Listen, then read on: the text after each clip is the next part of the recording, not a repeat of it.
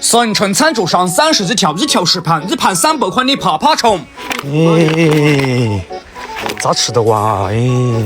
谁对翻大皮啊？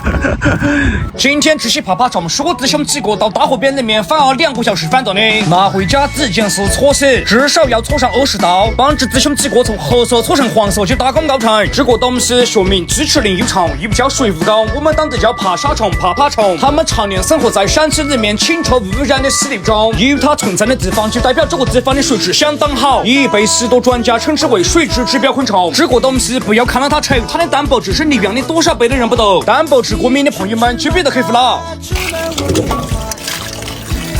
这个来打。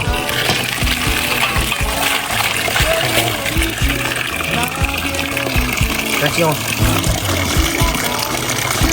搞整这个爬爬虫吃，玩是好玩了，吃是好吃了，就是对水不赢啊！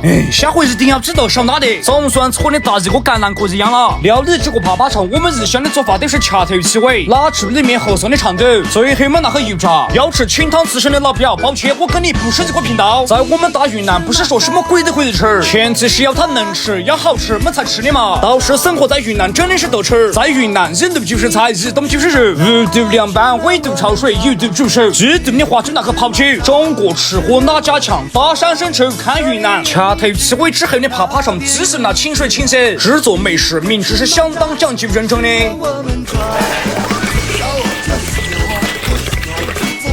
清洗好以后，要整里面的水分让你赶上省的。起锅烧油，余温高至250摄氏度，下入爬爬虫，用慢火耐心细的备起来。最后一步了，不能出错，放上的干辣子段不是为了提辣，而是为了提香。油炸爬爬虫，什么花里胡哨的佐料一样的不逍遥，纯吃食材，原汁原味。出锅啊啦啦，要追翻几个英雄好汉的人不得了，费酒啊！再来关机盐。他妈掉过了！妈妈做死了！